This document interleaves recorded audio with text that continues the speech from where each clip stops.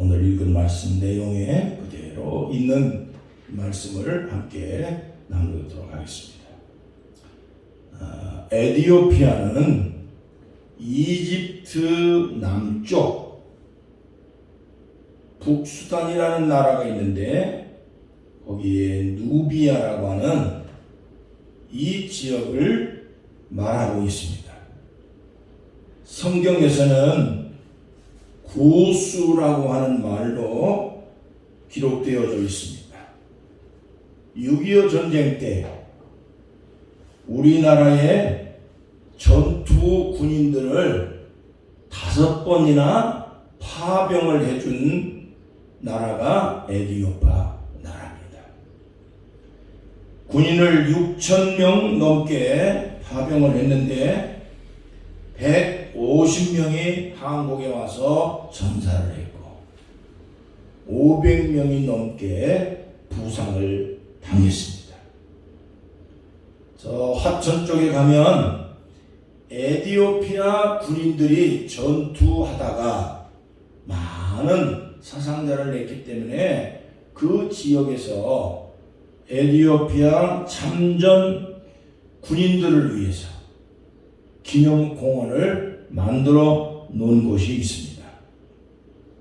1968년도에 에티오피아 셀라시라고 하는 황제가 우리나라에 왔을 때 서울에 있는 영락교회에서 주일날 예배를 드렸다고 하는 이 역사는 대단히 유명한 일입니다. 에티오피아 국가가 어떻게 이렇게 하나님을 잘 믿는 국가가 됐고 또 이웃 나라들을 어려울 때 도와주고 그렇게 전투병까지 파병할 정도로 대한민국에 많은 도움을 준 나라가 에티오피아입니다. 근데 이 에티오피아라고 하는 국가가 네시라고 하는 한 사람, 네시라고 한 말은 에티오피아의 국고를 담당하는 재정 담당하는 사람이 재정 담당. 오늘날로 말하면 우리나라의 기획재정부 장관과 같은 그러한 일을 하는 사람이 그 한 사람이 예수를 믿고 자기 나라에 복음을 전파해서 에티오피아라고 하는 국가를 기독교 국가로 만드는데 대단히 놀라운 역사를 했다는 겁니다. 자, 먼저는 이 네시가 하나님의 나라 이스라엘 국가에 와서 솔로몬의 성전에 가가지고 예배를 드렸다. 하나님의 성전에 가서 예배 드리고 자기가 모든 할 일을 하고 그렇게 역할을 하는데 최선을 다하고 믿음으로 사는 사람이 바로 네시였다. 근데 이 네시가 에티오피아라고 하는 곳에서 1,500km가 넘는 곳입니다. 유대 예루살렘까지는 거리가 1,500km가 넘는단 말이에요. 그 거리를 와가지고 예배를 드렸습니다. 그 예배를 드리고 돌아가던 중에 빌립이라는 집사를 만났습니다.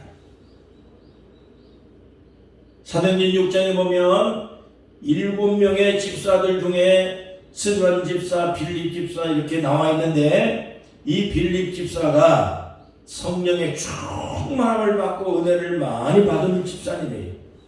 그래서 가는 곳마다 사람을 만날 때마다 전도하기를 힘쓰고 하나님의 말씀을 가르치는데 힘을 다 쏟아서 누구든지 간에 빌립 집사 만나면 예수님을 믿으라고 전도를 받고 그랬는데 에티오피아 네시가 마차를 타고 가다가 이 빌립 집사를 만났어.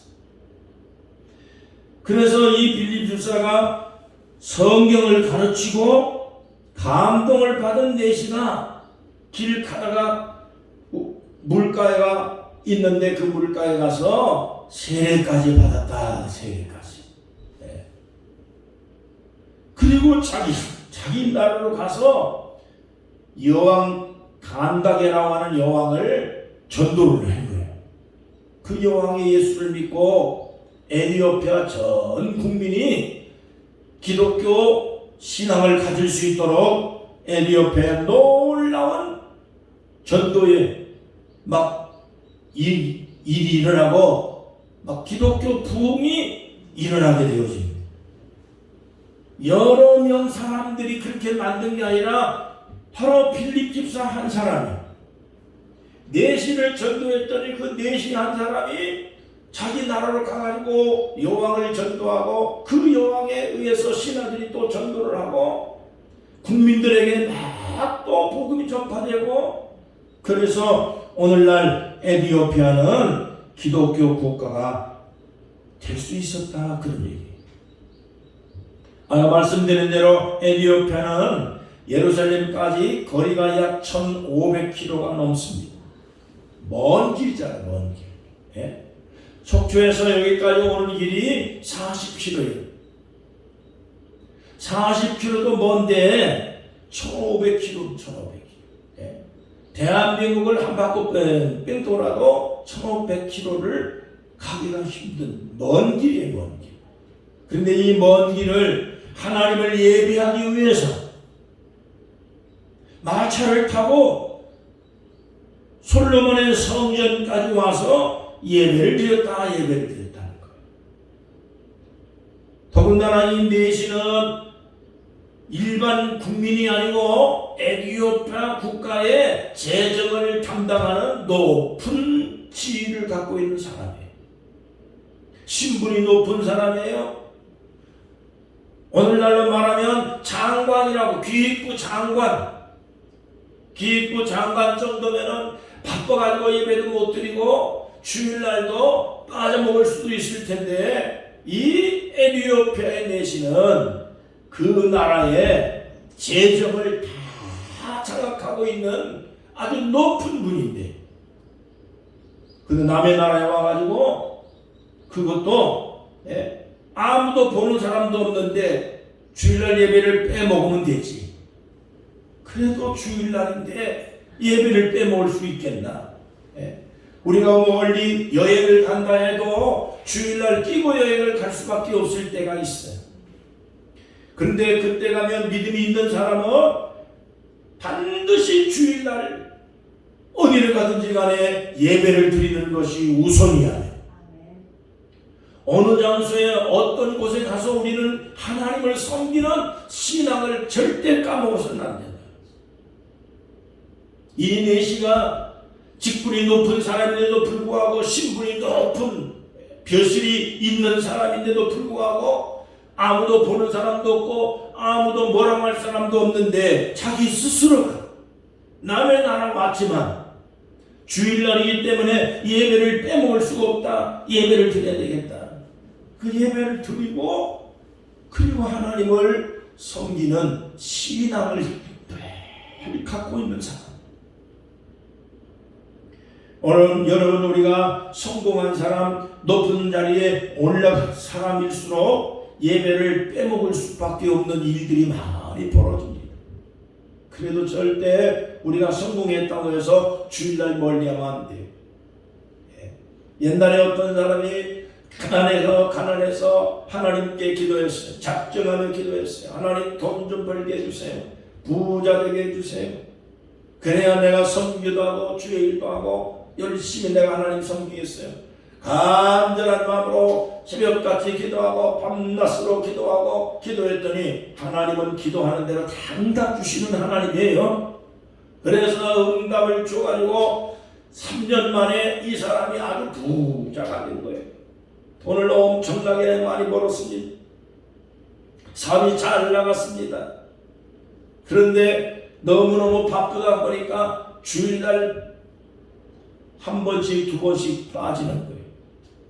왜냐하면 사업하다 보면 이 사람도 만나고 저 사람도 만나고 해야 되니까 사람 만나기 바쁘고 또 그리고 뭐 사업을 하다가 보니까 피곤하고 그러니 주일날 빠지는 거예요. 기도에도 빠지지요. 주일날도 빠지지요. 그래서 목사님이 그랬어요. 아무개 성도님, 주일날 요즘에 왜 빠지십니까? 너무 자주 빠지십니다. 그랬더니 그분이 하는 말이, 목사님 사업이 너무 바빠서 돈을 너무 많이 벌어서 그래서 바빠서 예배 드릴 시간이 없습니다. 그래도 돈 벌기 전에 모습으로 돌아와야지 하나님이 주신 복을 그렇게 까먹으면 되겠습니까? 목사님 덜 바쁘면 예배당 열심히 갈게요. 그래서 목사님이 그 집사님을 붙들고 기도해 줬어요. 하나님 아버지시여, 이 집사님이 돈이 없고 가난할 때는 새벽에도 나오고 저녁에도 나오고 주일날 안 빼먹고 열심히 기도하고 예배드리던 신앙의 사람인데 이 양반이 돈을 많이 벌고 삶이 잘 되니까 하나님을 멀리하고 하나님을 예배하지 아니하고 교회를 멀리하고 기도도 안 하고 그럽니다. 하나님 아버지, 이 영혼을 돈에 뺏길 수 없으니 이 집사님의 사업을 쫄딱 망하게 해주시옵소서. 망해야 기도하고 망해야 하나님께 가까이 나오는데 돈이 너무 많으니까 하나님을 멀리합니다. 하나님 돈이 귀중합니까? 이 집사님의 영혼이 귀중합니까? 영혼을 구원해 주세요. 망하게 해 주시옵소서. 기도했더니 집사님이요, 기도 끝나고 난 다음에 목사님 잘못했습니다. 망하게 해달라는 기도를 취소를 해주세요. 한 번 기도했는데 어떻게 주세요? 교회를 나올 거예요? 안 나올 거예요? 네. 하나님이 복 주신 거를 예배를 빼먹으면 어떡하냐? 네. 기도했던 사람 하나님 섬기고 하나님 잘 섬기고 하니까 하나님이 이뻐가지고 복을 준 거지, 네가 잘나서 이렇게 뭐 부자 된 거 아니지 않냐? 정신 찰 거야 안 차릴 거야? 네. 그 집사님이요, 세상에 만일 지내놓고 그 다음부터는 예배를 빼먹은 적이 없어. 예. 간절히 와서 기도하고 세상에 아무리 바빠도 누가 바쁜 사람이 만나자고 해도 주일날 예배 마치고 난 다음에 만난다. 하나님이 복 주신 거 하나님께 다시는 내가 이거 뺏길 수 없어. 예배 드리고 기도하고 만일 교회 일이라면 만일 지내놓고 막 헌금하고 봉사하고 하니까 하나님이 봉사하라고 돈 준 거지. 너 부자 자랑하라고 돈 준 거 아니야. 헌금하고 봉사하고 선교하고 이웃을 섬기고 그렇게 좋은 일 하라고 하나님이 돈을 부어준 건데 그 네가 똑똑해가 네가 무슨 뭘 해서 그래서 부자 되고 그 사업한 거 아니지 않냐.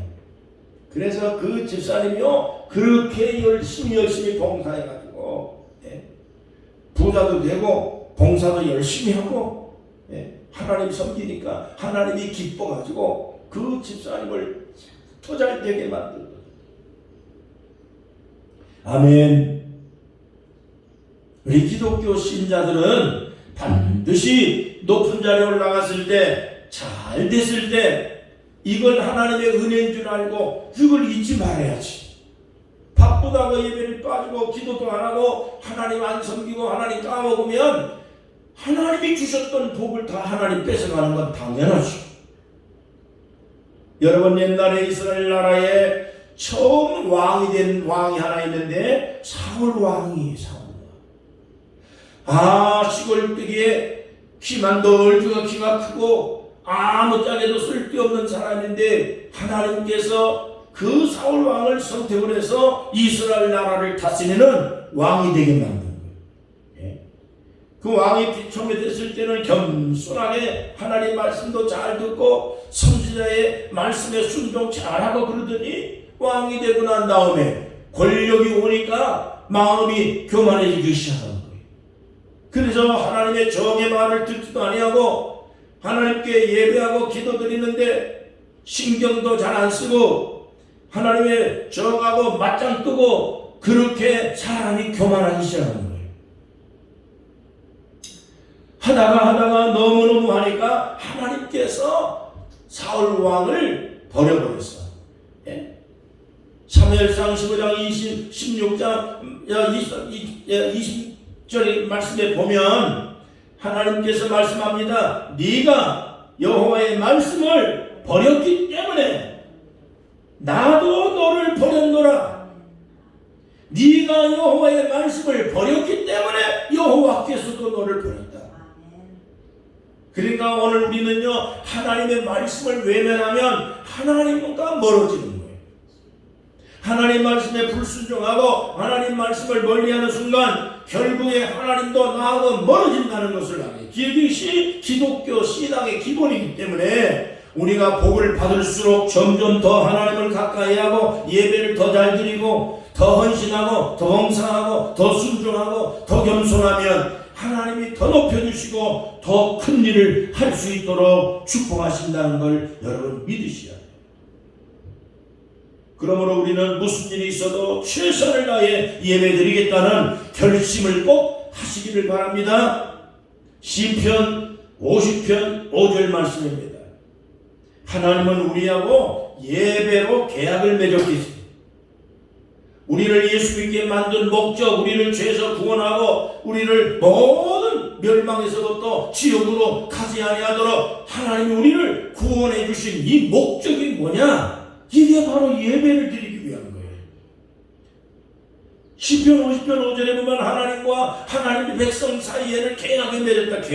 계약이에요. 계약. 이 뭐예요? 제사로 계약을 맺었느니라. 그 제사가 오늘 예배잖아요. 예배를 안 드리면요, 세상 없어도 다 소용이 없어요. 목사님, 장로님이라는데도 소용이 없어. 예배 안 드리는 목사님이 어디 있어요? 예배를 멀리하고 예배를 소중하게 안 여기는 장로님이 무슨 장로님이 되겠어요?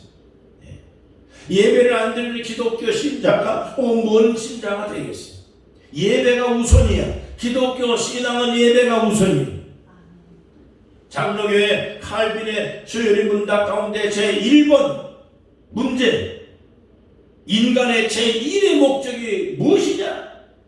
인간의 제1 사명이 뭐냐? 사명. 인간이 태어난 제1의 목적이 뭐냐? 하나님 아버지를 영원롭게 하고 하나님 섬기는 게 인간의 의무다. 의무.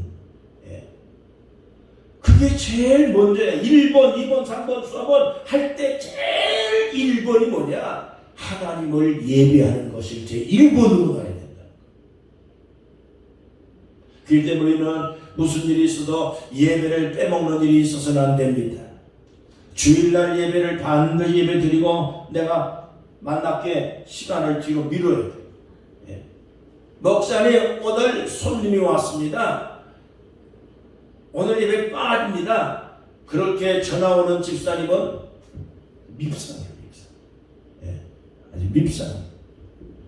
그런 전화하시는 집사님들도 가끔 계시더라고요. 목사님, 오늘 어디 갑니다. 어딜 가기요? 주일날 예배 마치고 가야지. 그래서 누가 만나러 왔습니다. 한 1시간 후에 만나자고 그래요. 예배 마치고 만나도 되잖아. 예배가 우선이야. 친구 만나는 건 2번째, 3번째, 4번째. 아무리 높은 사람 만나다. 옛날에 우리나라에 아주 훌륭한 장로님 한 분이 계십니다. 최연소 국방부 장관을 오래 하신 김성은이라는 장로님이 계십니다. 그분이 박정희 대통령 때 국방부 장관을 지낸 양반이에요. 하나님의 은혜를 받았어요. 은혜를 받고 난 다음에 대통령이 오라고 해도 거절을 하는 거예요. 박정희 대통령 당시에 거절을 하는 사람이 그게 쉽지 않은 거예요. 뭐라고 거절했냐면, 각하, 나는 교회를 가야 됩니다. 예배 드리러 가야 됩니다. 예배 마치고 갈게요. 자, 이런 식이야. 예. 그래서 박정희 대통령은 아예 제껴놨어. 뭔 모임에서 이거 아무개 장관 불러야지요. 여보게 그 친구는 예배를 마치고 온대. 자, 이렇게 인정받을 수 있도록 신앙이 확실해. 다른 사람들이 분명히 말하기를 저 권사님은 절대로 주일날 그 모임에 안 나와. 예배 마치고 올 거야. 이렇게 인정될 수 있어. 어딜 가든지 그래. 어딜 가든지.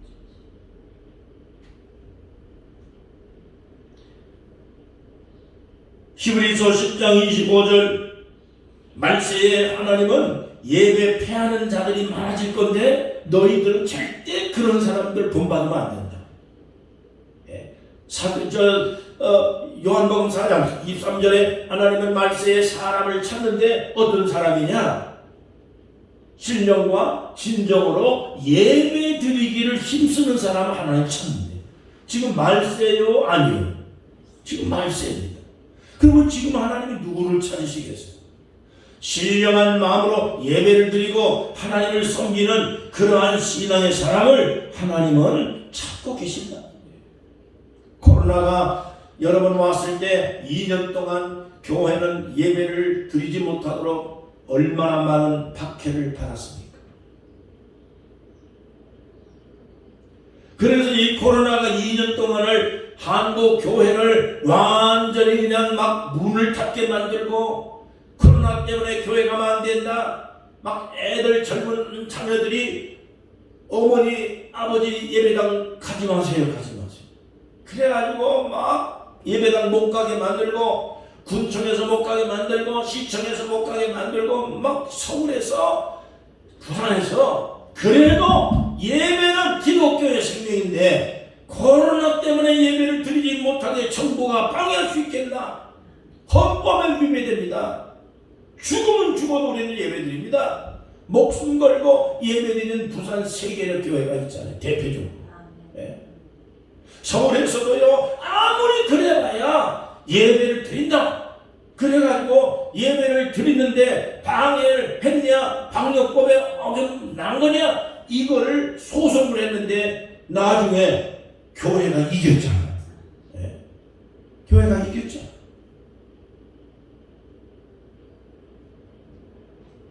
그런데 얼마나 많은 사람들이 코로나 때문에 예배를 못 드리게 됐는지 그 이후에 교회가요 성도들이 막 떠나가. 그게 이제 아예 그냥 마음에 습관이 돼가지고 예배당 안 나오는 신자들이 점점 많아졌어요.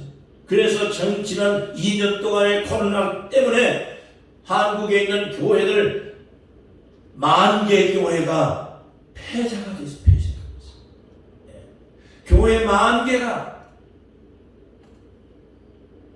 코로나로 인해서 성도들이 예배를 안 드리고 예배를 나왔던 신자들도 점점 다 편리하게 인터넷으로 예배드리고 텔레비로 예배드리고 이렇게 하다가 보니까 교회에 가는 것을 잊어버렸어요. 네. 여러분 텔레비로 예배드리는 것은 신령한 예배가 아닙니다. 인터넷으로는 어쩔 수 없어서 예배를 드렸다고 하지만은 그러나 여러분이 교회에 가서 예배 드리는 것이 정상적인 예배입니다. 텔레비는요 어쩔 수 없을 때 예배 드리는 거예요. 예. 유튜브로 예배 드리고 텔레비로 예배 드리고 작업바람으로 예배 드리고 번쩍 누워서 예배 드리고 하나님께 신령한 예배를 드릴 수 있겠습니까? 생각해 보십시오. 어른을 맞이하는데 어른을 만났는데 파자마 바람으로 잠옷 바람으로 굴뚝 벗고 어른 만나는 사람이 세상에 어디 있어요? 예?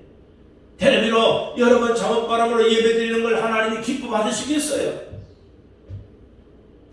유튜브 예배가 지금 성행하고 있습니다. 그런 올바른 예배가 아닙니다. 그래서 결국에 유럽의 교회가 다 절망을 해버리고 그것을 따라서 한국 교회도 점점 유럽을 닮아가가지고 교회를 안 나오기 시작합니다. 내가 저번에 옆에 있는 젊은 학교 선생님을 만났어요. 교회 다닙니까? 물었더니 교회를 다닌대. 옆에 있는 교회가 있는데 왜 안 나옵니까? 유튜브로 예배를 드린대. 예배를 아예 까먹은 것보다는 유튜브 예배 드리는 것이 훨씬 낫긴 하지만, 그러나 그것은 정상적인 예배가 아니다. 예. 코로나 때문에 어쩔 수 없는 시기가 있었지만은 이제는 예배당을 나가는 걸 누가 반대하고 누가 막는 일이 없잖아요. 이제는 정상으로 돌아와야지. 예. 한국의 교회가 살고 내 신앙이 살고 하기 위해서는 반드시 교회를 나가야 돼. 교회는 하나님을 섬기는 예배 장소입니다. 마귀는 별의별 시험거리를 주고 교회를 가기 싫게 만들고 주일을 빼먹게 만들고 별짓을 당하고 주일날 떡예배 드리려고 하면 무슨 일이 생기고, 누가 찾아오고. 이걸 이겨내야 여러분 마지막 말세에 우리 신앙을 지키게 될 줄로 믿습니다. 예배가 중요합니다. 예배가 중요합니다. 그렇기 때문에 2명이든 3명이든 그게 중요한 게 아니라, 예배는 사람이 많다고 하나님이 기뻐하는 게 절대 아니셔요. 아무리 사람이 많아도 신령한 예배를 드리는 곳에 하나님이 계시는 것이지. 2명이든 3명이든 신령한 마음으로, 진정한 마음으로 하나님을 예배하겠다고 하는 이러한 진실한 예배를 드리는 그곳에 하나님이 임재하고 하나님이 그 예배를 받으신다는 걸 믿으셔야 돼요. 하나님은 사람이 많다고 하나님 계시는 게 아니에요. 사람이 적다고 하나님이 없는 게 아니에요. 2명이든 3명이든 오늘 신령한 예배로 하나님께 영광을 돌리고 예배하는 진정한 신앙의 모습으로 우리 하나님을 섬기는 이 자리에 주님이 지금 함께 계신 걸 믿습니다. 히브리서 11장 4절의 말씀을 보면, 믿음으로 아벨은 가인보다 더 나은 제사를 하나님께 드림으로 하나님의 축복을 받았다고 했습니다. 그렇기 때문에 우리는 더 나은 예배를 드릴 수 있도록, 더 신령한 마음으로 예배드릴 수 있도록 환경을, 시스템을 아주 훌륭하게, 그렇게 무슨 호텔처럼 만들어서 예배를 드리는 예배당을 꾸며야 하나님이 계신다, 그 얘기가 아니에요. 신령한 예배란 말은, 진정한 예배란 말은 하나님 아버지 앞에 우리가 예배를 드리는 우리의 마음을 하나님께 드리고 뜻을 다하고 다른 생각 품지 않아도 오직 하나님께 집중하는 예배를 신령한 예배라고 얘기하는 거예요. 그게 2명이든 3명이든 그건 뭔 상관이에요. 100명인들 10,000명인들 하나님께서 숫자에 연연하지 아니하시고 신령한 예배를 드리는 그 성도를 바라보신다는 걸 믿으셔야 돼요.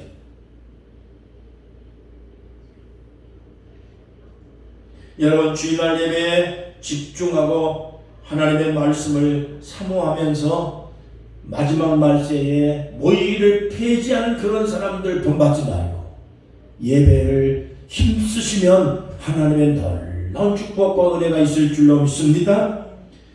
논문 하나가 발표된 것이 있는데, 종교생활을 하는 사람과 종교생활을 안 하는 사람의 수명 차이를 연구를 했는데, 매주 한 번 이상 교회를 나가는 사람은 평균 수명이 83살, 예배를 한 번도 안 드리고 신앙이 전혀 없는 사람 평균 수명은 75살.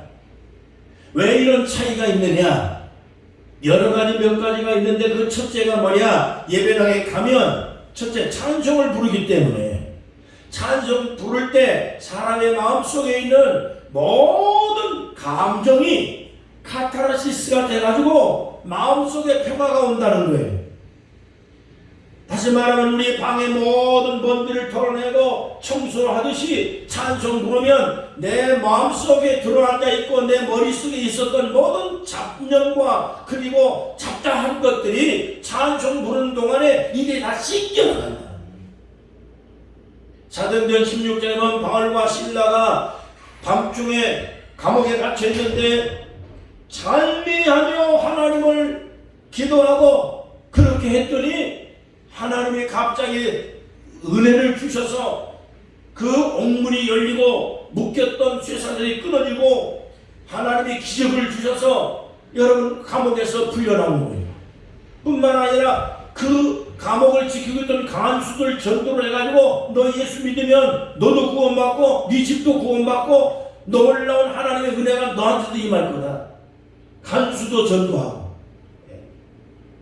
찬송 부르면요 옥문이 열리고 우리를 가두었던 모든 수사들도 끊어지고 우리 앞길을 가로막는 모든 장벽들이 무너지는 놀라운 역사가 이 찬송 속에서 일어나는 거예요. 그렇기 때문에 가정에서 찬송 부르고 개인적으로 찬송 부르고 언제든지 찬송 부르면서 우리의 마음속에 여러분 기쁨을 얻으시고 용기와 희망과 새 힘을 얻으시기 바랍니다. 교회에서 힘을 얻을 수 있는 건 찬송이에요. 찬송. 세상에 예수 안 믿는 사람들도요 노래 부르면 그 노래 부르는 가수들이요 점점 가수들 보세요. 다 가수들 젊잖아. 노래 많이 부르는 사람들은 다 젊어. 그 노래가 이상한 노래 막 슬픈 노래 그런 노래만 아니고 그냥 어쨌든 간에 세상 노래들도 사람을 기분 좋게 만들어 주는데 그 세상 노래도 그러는데 하나님의 노래 찬송가 영적인 노래인데 이 찬송가 부를수록 우리의 삶 속에 기쁨이 온다. 새 힘이 오고 마귀가 물러가고 사탄과 귀신을 물러칠 수 있는 힘이 바로 찬송가에서 오는 거기 때문에 가정에서 찬송 부르고 개인적으로 찬송 부르고 언제든지 여러분 찬송이 살아있어야 됩니다. 두 번째, 교회 나오는 사람이 왜 건강하고 왜 잘 살고 왜 행복하게 살아가고 그러느냐? 이 이유는 목사님 설교를 들으면서 그 설교를 파장을 받기 때문에 그렇다는 거예요. 영적인 파장이 목사님의 설교를 통해서 영적인 파장이 흘러간다. 소위 말하면 부흥 강사들이 부흥회 할 때마다 그러잖아요. 앞자리는 금자리, 중간자리는 은자리, 뒷자리는 동자리 그러잖아요. 그 무슨 얘기냐? 과학적으로 이게 입증이 된 거예요. 영적인 파장이 들어가기 때문에 전자파가 막 가듯이 목사님이 설교할 때 말씀에 살아 움직이는 하나님의 레이저가 있다 그러죠. 레이저가 영적인 거기 때문에 그래서 목사님이 설교하는 동안에 성령의 강력한 은사가 파장이 가서 그 사모하는 마음속에 꽂힌다. 그 심은 골수를 쪼개는 성령의 검과 같은 역할이 그게 바로 하나님의 말씀이에요. 그 말씀을 듣는 심령 속에 하나님의 변화를 일으켜주셨어. 그 마음을 변화시키고 쉼을 얻게 만들고 하나님께서 치료를 베풀어 주시는 놀라운 역사가 임하게 된다. 그래서 예배를 절대 빠지지 말라. 예배당에 와서 반드시 목사님 설교 듣고 찬송도 부르고 기도도 하고 그래서 우리가 예배 때 통성기도 하는 이유가 바로 그런 거예요. 통성기도를 해서 내 마음속에 하나님을 향한 집중이 생기고 내 마음속에 잡다한 모든 것들이 다 기도하는 동안에 다 휩쓸려 나가고 하나님의 영이 임하게 되어지는 그 예배 직전에 우리가 통성기도 하는 이유는 영적으로 하나님께 바로 세우기 위해서 하는 거예요. 예배를 빼먹지 말고 꼭 예배에 여러분 참석하고 은혜가 임하게 되기를 축복합니다. 둘째, 에티오피아 내시는 30절에 보니까 열심히 성경을 읽었어요. 열심히 성경을 읽고 배웠다. 마차를 타고 가다가 성경을 읽는 모습이 빌립 집사에게 발견이 된 거예요. 뭘 하고 가다가? 마차를 타고 가다가. 마차를 타면서 흔들리는 마차 안에서 성경을 어떻게 읽어요? 내가 전철을 타면서 서울 가가지고 책을 한번 읽어보려고 했더니요, 이 책이 흔들거려서 읽을 수도 없고 눈이 아른거려가지고 눈도 아프고 이게 멀미가 나가지고 책을 읽을 수가 없어요. 차를 타고 가다가 책을 읽는다는 건 어려운 일입니다. 가끔 가다가 전철에서 성경을 꺼내가지고 읽는 사람들을 나는 많이 볼 수 있습니다. 서울 가서 전철을 타면요, 전철에서 꼭 성경책 꺼내놓고 읽는 분들이 계시더라고요. 귀하고 귀한 분들이에요.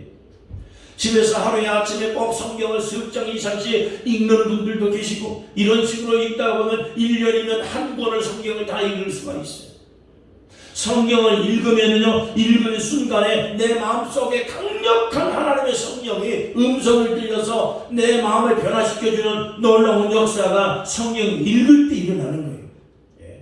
여러분이 성경은요, 기록되어진 것은 로고스나 그러는 거예요. 성경은 기록된 그 말씀 자체는 로고스예요, 로고스. 예. 그냥 워드예요, 워드. 근데 이것을 말씀을 통해서 아니면 읽을 때 내 마음속에 아멘으로 받아들이고, 그하면 그것이 글자가 아멘으로 받아들이는 순간에 우리 속에 뚫으면 스파크가 일어나는 거예요. 그걸 가리켜 뭐라고 하냐면 네마라고 얘기를 해. 로고스가 네마로 바뀌어지는 거예요. 언제? 전 우리가 집에 들어갈 때 똥똥한 방에 스위치를 딱 누르면 스파크가 일어나면서 전기불이 딱 오듯이 하나님의 말씀을 기록되어진 그것을 읽는 순간에 아멘으로 받아들이고, 목사님 설교가 내 마음속에 사모하는 마음속에 부딪혀 오면 그것이 바로 내마가 변화되는데 스파크가 일어나는 현상, 기적의 현상은 그때 일어나는 거예요. 기념에 말씀을 읽으세요. 성경을 읽으세요. 디모데후서 3장 16절에 보면 하나님의 말씀은 하나님의 사람을 올바른 길로 인도해 주는 말씀이, 시편 119편에도 하나님의 말씀은 우리를 바른 길로 인도하고 빛의 길로 인도하는 말씀이기 때문에 성경을 믿으셔야 되고 성경을 읽어야 되고, 이 성경을 읽어도 깨닫지 못하는 부분들이 많기 때문에 목사님을 통해서 설교를 듣고 강의를 듣고 이렇게 하는 것입니다. 주의 이름으로 축복합니다. 31절의 말씀에 보니까 하겠습니다. 에티오피아 내시가 빌백에 말했습니다. 지도해주는 사람이 없는데 내가 어떻게 성경을 깨달을 수 있겠느냐? 성경을 읽긴 읽었는데 깨닫지 못하는 거예요. 그래도 깨닫지 못해도 읽으니까 읽다가 보니까 빌백 같은 집사 만나가지고 여러분 변화가 일어나고 그랬잖아요. 성경을요, 몰라도 읽어야 돼요. 몰라도 읽어야 돼요. 지금 당장은 몰라도 읽다가 보면 어느 순간 깨닫는 날이 오고요. 사도행전 10장에 보면 로마 장교 고넬료가 시몬 베드로를 통해서 하나님의 말씀을 듣는 순간 성령이 임해가지고 그 모인 사람들이 방언이 열렸고 진동이 왔고 환상을 보였고, 하나님의 성령의 기적은 오늘도 살아있다는 걸 믿으세요. 2명이든 3명이든 오늘 예배드리는 이 자리에 하나님의 성령은 임한다고요. 그게 중요해요. 하나님 말씀은 살아있어. 보통 무슨 소설책하고 달라 이 하나님 말씀은 살아 운동력 있는 말씀에 시몬 골수를 쪼갠다. 읽어야 돼. 그래 읽어야 돼. 그래 들어야 돼. 요한계시록 1장 3절입니다. 이 마지막 때에 이 말씀을 읽는 자와 듣는 자와 지키는 자가 복이 있느니라.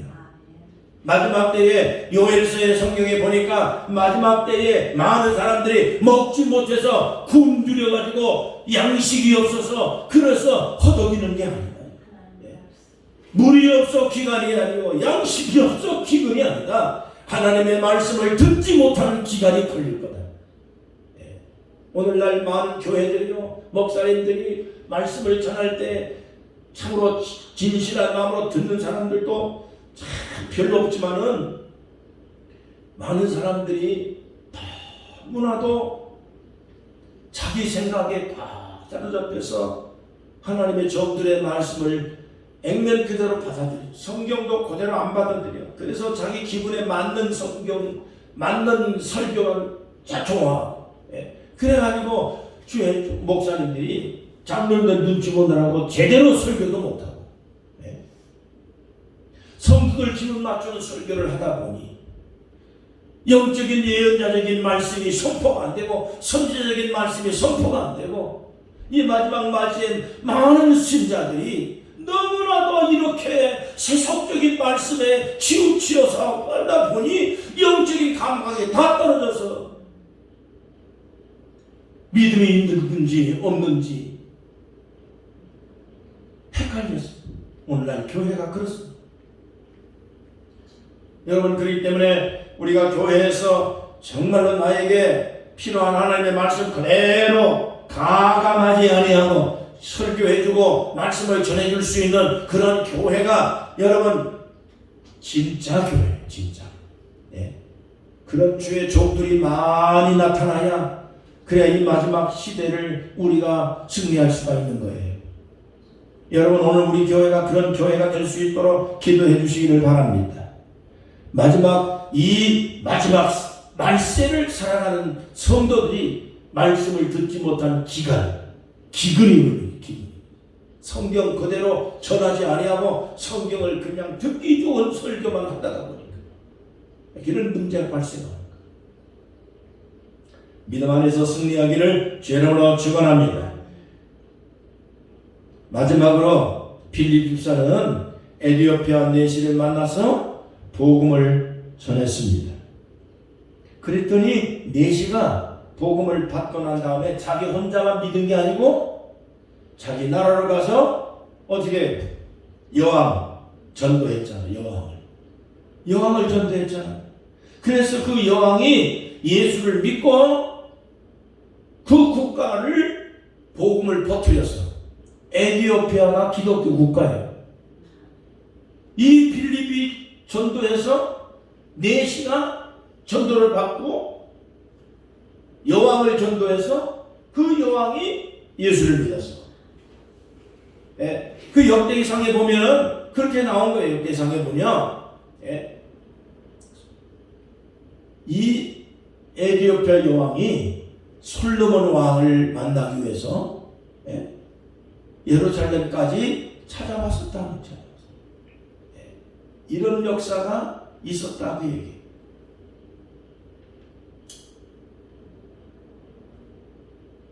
여러분, 우리도 나만 예수 믿고 끝나면 안 돼요. 내가 예수 믿고 또 다른 사람을 전도를 하고 또 다른 분에게 복음을 전하고 그래서 이 복음을 자꾸 전도해가지고 퍼져나가게 해요. 내시가 전도받아가지고 왕을 전도하고 왕이 신하들을 전도하고 그게 국가가 기독교 국가가 됐어요. 예? 자, 사도행전 16장에 뭐라고 해요? 바울이 뭐라고 합니까? 주 예수를 믿으라 그리하면 너와 내 집이 구원받는다. 너만 구원받는다 그런 게 아니에요. 너와 내 집이 구원받는다. 너와 내 국가가 구원받는다. 너와 내 가족이 구원받는다. 이렇게 퍼져나가는 게 이게 복음의 핵심이에요. 우리가 복음을 전도하는 이유는 바로 그거예요. 내가 예수 믿어 보니 얼마나 좋아. 예? 그러니 너도 예수 믿어야 돼. 너도 교회 가야 돼. 이렇게 내가 삶의 변화를 받은 모습을 내 가까운 사람한테 말해주는 거예요. 그 사람이 내 말을 듣고 교회를 따라 나오면 감사하고 안 따라 나와도 할 수 없는 거고. 그래서 내가 전한 그 말이 어느 순간인가 씨가 돼가지고 그 뿌린 씨는 죽은 씨가 아닌다면은 반드시 그것이 생명이 살아있는 그 씨라면 나오게 돼 있어요. 때가 되면 나오게 돼 있단 말이에요. 예. 하나님의 말씀은 기독교 신앙은 살아있는 씨와 같기 때문에 이 씨를 어디다가 뿌리든지 간에 그 뿌린 씨가 지금 당장에 변화가 아니라도 세월 가면 그 살아있는 씨에서 싹이 나게 돼 있다. 자식이 예수 믿던 내 동생이 예수 믿던 내 오빠가 예수 믿던 내 옆집에 사람이 예수 믿던 나하고 친한 미용실 원장이 예수 믿던 간에 어쨌든 간에 내가 전도한 그 전도는 생명의 씨가 돼서 시간 되고 때가 되고 하면은 반드시 뭔가가 변한다. 내 씨가 에디오피아에 가가지고 그렇게 해서 에디오피아가 기독교 국가가 되어지고 우리나라도 1844년도에 토마스 선교사님이 대동강에 와서 전도를 했습니다. 성경책을 전달했습니다. 자, 그런데 대동강에 배 타고 왔을 때 대원군이 군사를 보내가지고 토마스 선교사를 참수를 하고 배를 불을 질러서 다 태워 죽였어요. 근데 그때 참수하는데 앞장섰던 사람이 박춘권이라는 사람인데, 이 박춘권이라는 관리가 토마스 선교사를 참수하는데 앞장서가지고 죽여라 그런 거예요.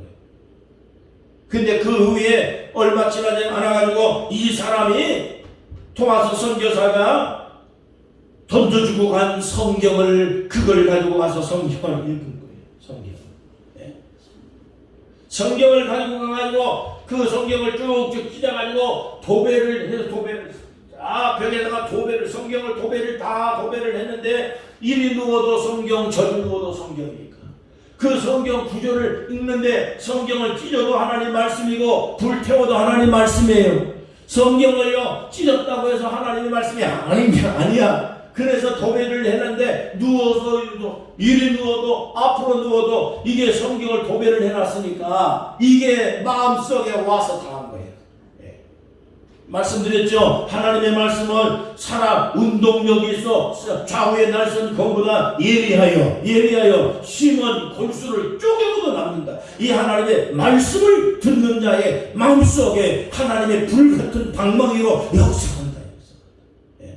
제가 말씀드렸죠. 개척할 때, 부산 가서 개척을 할 때, 내가 신방을 내가 갔더니요, 어떤 사람 전도하러 갔어. 근데 무당이야. 무당집에 내가 성경 끼고 다 들어갔더니 무당이야. 살살살살 기어가지고 저 구석진데 가가지고 꼼짝도 안 하고 무서워 벌벌 떨고 있더라고요. 예. 그러니까 왜 또 그렇게 구석진데 가서 그렇게 하고 있느냐고 그랬더니 그 무당이 하는 말이, 목사님이 자기를 죽이려고 칼을 들고 들어왔다는 거야. 근데 무슨 칼을 들고 와? 나는 들어가는 게 성경책밖에 없지. 예? 성경이지, 성경. 에베소 성경 보니까 여호와 하나님의 말씀은 검이다. 에베소 6장에 보면 하나님의 말씀은 성령의 검이다. 예? 그래서 성경 들고 간 것밖에 없는데 검 들고 왔대.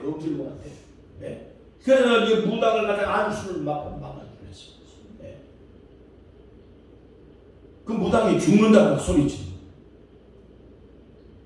여러분, 그렇기 때문에 이 하나님의 말씀은요, 찢어도 도배를 하든지 말든지, 예? 경찰서 선교하는 일을 만든 분이 김형표라는 목사님인데, 저 경상도 영천에 가면 경찰서 서장 하던 사람이에요.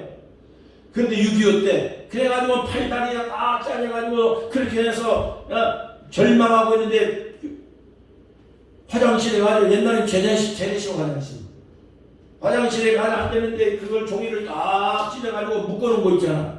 그 묶어놨는데 보니까 거기에 전도지를 묶어놨더라는 거야. 그 전도지 이거 가지고 앉아가지고 화장실 보고 있는데 심심하니까 그 전도지를 빼가지고 읽었어. 읽다가 마음에 화장실에서 이 사람이 꼬꾸라진 거예요. 변화받았어. 성령이. 그래가지고 이 양반이요, 경찰서장 퇴직하고 난 다음에 신학 공부해가지고 목사님이 됐어요. 김영표 목사님이 유명한 분이야. 경찰서 선교단을 만든 분이야, 이분이. 여러분, 그렇기 때문에 하나님의 말씀은요, 찢었든지 부시든지 간에 하나님의 말씀을 읽는 사람에게 변화가 온다. 성경을 읽으면 변화가 온다. 세상 천지, 이 세상에 어떤 사람이 소설책 갖다 찢었는데 변화가 일어나겠어요. 예? 변화가 일어났어요. 박충권이라는 사람이 그때 예수 믿어가지고 이 사람의 전도가 막 그냥 국민에게 퍼져나가고 그때 다 퍼져나가지고 그 전도를 통해가지고 대한민국이 기독교 국가가 된 거야. 기독교가 이렇게 퍼져나간 거예요. 지금 이렇게. 오늘 우리가 예수 믿게 만들어진 거예요. 예? 토마스 선교사가 죽음을 가고 성경책 하나 전달했어요. 그 사람이, 박충권이라는 사람이 그걸 찢어가지고 벽에다 붙여가지고 그걸 읽고가지고 변화받았어요. 예. 전도하시기 바랍니다. 전도하기 바랍니다. 믿든지 안 믿든지, 오든지 말든지 전도하세요. 예수 믿어야 돼. 야, 교회 가야 돼. 예? 집사님, 전도하셔. 예수 믿어야 돼. 교회 가야 돼. 이게 우리가 죽을 때 언제 죽더라도 내가 살아있는 이 생명이 놀고 먹으라고 하나님이 우리를 살려준 거 아니에요. 하나님을 위히 섬기라. 예배 드리는데 집중하셔야 돼요. 절대 예배를 빼먹지 마. 하나님 아버지 앞에 간절한 마음으로 성경을 읽으시오. 막 전도 우리가 살아있는 동안까지 이 세 가지를 열심히 했죠. 하나님이 기뻐하시고 계속해서 여러분을 밀어줄 거예요. 하나님. 왜? 하나님을 위해서 좋은 일 하는데 하나님이 밀어줘야지. 그 사람을 밀어줘야지.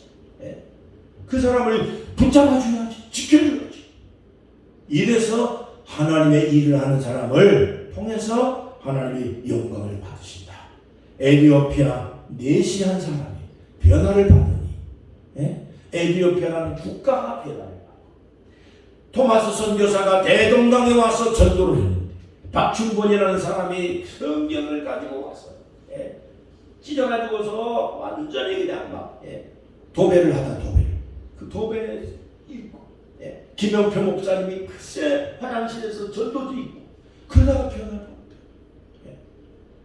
이게 놀라운 하나님의 역사입니다. 하나님 살아계십니다. 하나님은 살아계십니다. 우리는 이 하나님을 찬양하고 영광 돌리고 열심히 주님을 위해서 살아가는 여러분 되시기를 축복합니다. 기도하겠습니다. 하나님 감사합니다. 이 귀중한 하나님의 말씀을 마음속에 새겨서 이 땅에 사는 날 동안에 헛되이 않게 해주시고 우리가 헛된 인생 살지 않게 하시고 하나님의 영광을 위해서 살아가는 전도자가 되게 하시고 듣든지 아니 듣든지 간에 교회 나와라, 교회 가자, 예수 믿어라, 하나님 살아계시다, 하나님께 기도하면 된다 하고 전도할 수 있는 신앙심을 주옵소서, 힘을 주옵소서, 담대함을 주옵소서, 성령이여 도와주시옵소서. 그리하여 내가 사람의 말은 전하지만은 내 말이 듣는 자 아버지 하나님 마음속에 성령의 음성이 돼서 변화되게 하시고 하나님 사람을 하나님 아버지 전도할 수 있는 놀라운 능력과 열심을 붙게 하시고 성령을 읽을 때마다 하나님의 성령이 불같이 임하게 하시옵소서. 성령을 하나님께서 우리에게 충만하게 부어주시옵소서.